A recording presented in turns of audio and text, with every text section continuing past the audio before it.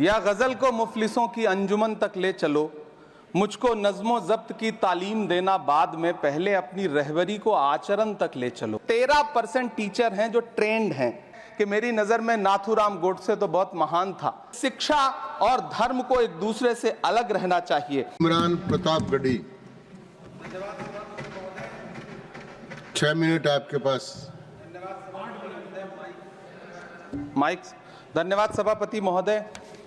भूख के एहसास को शेरो सुखन तक ले चलो, या गजल को मुफलिसों की अंजुमन तक ले चलो, मुझको नज़्मो ज़ब्त की तालीम देना बाद में, पहले अपनी रहबरी को आचरण तक ले चलो। सभापति महोदय, मैं न्यू एजुकेशन पॉलिसी पे बात करने के लिए खड़ा हुआ हूं। माननीय मंत्री जी यहां मौजूद हैं। न्यू एजुकेशन पॉलिसी कहती है कि हमारा जोर टीचर्स ट्रेनिंग पर होना चाहिए, लेकिन जो नेशनल सैंपल सर्वे ऑफिस का आंकड़ा है वो कहता है कि इस देश में सिर्फ 13% टीचर हैं जो ट्रेंड हैं। तो मैं माननीय मंत्री जी से जानना चाहता हूं कि क्या जो 87% टीचर्स हैं जिन्हें ट्रेनिंग देने की अभी जरूरत है, उनको ट्रेनिंग देने के लिए हमारे पास क्या रोड मैप रहेगा, और क्या हमारे पास इतने बड़े पैमाने पर कॉलेजेस हैं, रिसोर्सेज हैं जिनसे उन्हें ट्रेन किया जा सके। हमारी न्यू एजुकेशन पॉलिसी कहती है कि टेक्नोलॉजी पे जोर दिया जाए, और टेक्नोलॉजी के सहारे पढ़ाई को हमने कोविड के दौरान देखा भी है कि किस तरह से बच्चों को टेक्नोलॉजी के सहारे पढ़ाया गया। लेकिन मैं माननीय मंत्री जी से पूछना चाहता हूं कि जब इस देश में 80 करोड़ लोग 5 किलो राशन पे गुजारा कर रहे हों, तो क्या उन परिवारों तक इंटरनेट, कंप्यूटर, लैपटॉप जैसी सुविधाएं पहुंचाने के लिए कोई रोड मैप है ताकि उनके बच्चों को शिक्षित किया जा सके? मैं एक बहुत महत्वपूर्ण बात और सभापति महोदय यहां कहना चाहता हूं कि माइनॉरिटी कम्युनिटी से जुड़ा हुआ जो मदरसा एजुकेशन का पैटर्न है, उस पे बहुत गंभीरता से माननीय मंत्री जी से पूछना चाहता हूं कि जो न्यू एजुकेशन पॉलिसी है, कुछ मदरसे ऐसे हैं जिनको सरकार रिकॉग्नाइज करती है, लेकिन कुछ बड़े शिक्षण संस्थान हैं, नदवा और देवबंद जैसे, क्या न्यू एजुकेशन पॉलिसी के कॉन्टेस्ट में आपने इन बड़े संस्थानों से डायलॉग करने का कोई मानक या कोई बातचीत शुरू करने का प्लान बनाया है या नहीं, ये मैं पूछना चाहता हूं। और एक बहुत महत्वपूर्ण बात मंत्री जी से मैं पूछना चाहता हूं कि बहुत सारे माइनॉरिटी इंस्टीट्यूट थे जहां पर स्कॉलरशिप का प्रावधान था, लेकिन आपने मौलाना आजाद नेशनल फेलोशिप को एक झटके में बंद कर दिया।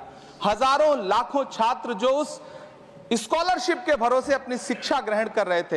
एक तरफ प्रधानमंत्री जी कहते हैं सबका साथ सबका विकास, एक हाथ में कंप्यूटर एक हाथ में कुरान, लेकिन जब स्कॉलरशिप आप बंद कर देते हैं तो गरीब तबके से आने वाला अल्पसंख्यक समुदाय के जो बच्चे हैं, उनकी शिक्षा व्यवस्था को लेकर के, उनकी शिक्षा को आगे बढ़ाने को लेकर के आपके पास क्या प्लान है?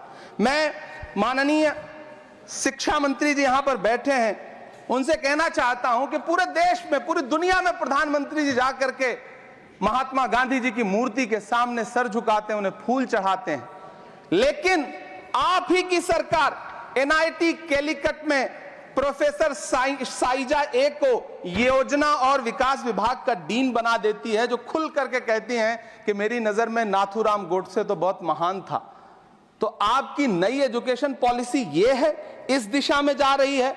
मैं आपके महोदय से, सभापति महोदय, ये कहना चाहता हूं कि किस तरह से एनसीईआरटी की किताबों में सांप्रदायिकता को परोसा जा रहा है। माननीय मंत्री जी, क्या आपके संज्ञान में है कि केंद्रीय हिंदी संस्थान और नीपा जैसे जो संस्थान हैं, उसमें अघोषित तौर पर यह कह दिया गया है कि देवनागरी में लिखते हुए जो नुक्ते लगाए जाते थे, जिनको यह कहा जाता है कि वो उर्दू से आते हैं, उनको अघोषित तौर पर रोक दिया है कि नई छपने वाली किसी भी किताब में नुक्ता नहीं लगाया जाएगा। एनसीईआरटी की किताबें छापने वाले, लिखने वाले कई लोगों से मेरी व्यक्तिगत बात हुई, उनका यह कहना था कि हमें ऊपर से आदेश है, हालांकि ऐसा कोई लिखित आदेश नहीं है।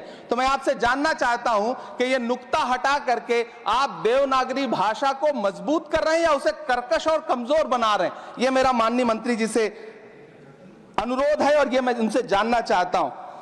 सभापति महोदय, पीएम श्री विद्यालय को लेकर के बहुत बातें हुई।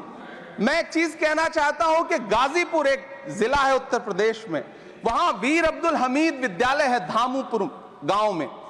पिछले दिनों पीएम श्री कंपोजिट स्कूल का नाम लेकर के उस स्कूल का नाम बदल दिया गया। उसके सहारे भी सांप्रदायिकता परोसने की कोशिश की गई। जब सोशल मीडिया पे बहुत हंगामा खड़ा हुआ, हम सारे लोगों ने आवाज उठाई, तब फिर से बेसिक शिक्षा अधिकारी ने नाम बदल करके पुनः उसका नाम वीर अब्दुल हमीद, जो परम चक्र विजेता हैं, उनके नाम पे करने का काम किया। ये इस योजना के थ्रू भी सांप्रदायिकता को जो परोसने का काम किया जा रहा है, उसको मंत्री जी के संज्ञान में है यह बात या नहीं, और रोकने के लिए क्या काम करेंगे। एनसीईआरटी की जो किताबें हैं उनसे हिंदू मुस्लिम एकता के जो चैप्टर हटाए जा रहे हैं। महोदय, एनसीईआरटी की किताबें बच्चों का ज़हन तैयार करती हैं। आप बेसिक तौर पे एक नया इतिहास पढ़ाने के चक्कर में बच्चों को, छोटे बच्चों को जो गुमराह करके उनको एक झूठा इतिहास पढ़ाने का प्रयास कर रहे हैं, आगे चल के दुनिया में वो बच्चे कहां सस्टेन करेंगे। तो मैं माननीय मंत्री जी से कहना चाहता हूं कि शिक्षा और धर्म को एक दूसरे से अलग रहना चाहिए। मैं आज इस विषय पे बात करते हुए एक बहुत महत्वपूर्ण बात और कहना चाहता हूं कि दिल्ली विश्वविद्यालय में पाठ्यक्रम में जो बदलाव किए गए हैं, जिसमें राजनीति विज्ञान के पाठ्यक्रम से भीमराव, रामजी अंबेडकर, मोहनदास करमचंद गांधी, मोहम्मद इकबाल और भारत के संविधान पर आधारित शोध पत्रों को हटाया गया है। दलित लेखक बामा और सुकीरथ राणा को अंग्रेजी पाठ्यक्रम से हटाया गया है। क्या ये चीजें माननीय मंत्री जी के संज्ञान में है? समय बहुत कम है। मैं इस नई एजुकेशन पॉलिसी पर आदरणीय मंत्री जी से और सरकार से इतना कहना चाहता हूं कि आप बदलाव के नाम पर ये जो नई चीजें लेकर के आ रहे हैं, कैंपस में जिस तरह की गुंडागर्दी है, अभी एक माननीय सदस्य ने बोलते हुए जेएनयू का जिस तरह से जिक्र किया कि जेएनयू में इस तरह के नारे लगे, कुछ नकाबपोश लोग आते हैं, नारे लगाते हैं, चले जाते हैं, पुलिस सालों साल गुजरने के बाद उन नकाबपोश लोगों को ढूंढ नहीं पाती है। इतने प्रतिष्ठित शिक्षण संस्थानों को बदनाम करने के लिए जो तरीका सरकार इस्तेमाल कर रही है वो बहुत शर्मनाक है। पिछले दिनों एक महिला भी नकाबपोश, जिसने छात्रावास में लाठी बरसाई थी, डंडे चलाए थे, वो आज तक उसकी पहचान नहीं की जा सकी, दिल्ली पुलिस उसे ढूंढ नहीं सकी। जामिया की लाइब्रेरी में जिस तरह से लाठियां बरसाई गई थी, उनके जख्मों के निशान आज तक नहीं सूखे हैं। अलीगढ़ मुस्लिम विश्वविद्यालय को लेकर के वहां के सांसद जिस तरह की भाषा का इस्तेमाल करते हैं, वो बहुत शर्मनाक है। माननीय मंत्री जी और सरकार से मैं आपके माध्यम से पूछना चाहता हूं और ये कहना चाहता हूं, आप बदलाव के नाम पर जो नई चीज लाने की कोशिश कर रहे हैं, महोदय, नदियों को साफ मत करिए, उन्हें गंदा मत होने दीजिए, नदियां अपने आप साफ हो जाएंगी। सभापति महोदय, मैं तो कहना चाहता हूं कि जंगल मत उगाइए, बस पेड़ों को काटना बंद कर दीजिए, जंगल अपने आप उग जाएंगे। मैं तो सरकार से कहना चाहता हूं कि शांति स्थापित करने के लिए भाषण मत दीजिए, अशांति फैलाना बंद कर दीजिए, शांति अपने आप स्थापित हो जाएगी। मैं तो कहना चाहता हूं कि प्रेम फैलाने पर लंबे लंबे लेख मत लिखिए, बस नफरत करना बंद कर दीजिए, प्रेम अपने आप फैल जाएगा। ये जो नई एजुकेशन पॉलिसी है, इसमें जिस तरह से गरीब तबके के लोगों को, हाशिए पर मौजूद लोगों को शिक्षा से दूर करने का प्रयास किया जा रहा है, वो बहुत शर्मनाक है। शिक्षा को निजीकरण की तरफ जिस तरह ले जाया जा रहा है, वो बहुत शर्मनाक है।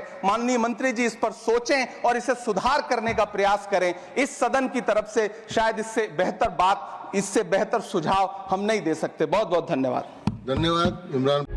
प्रभातखबर.com, विश्वास वही, रफ्तार नहीं।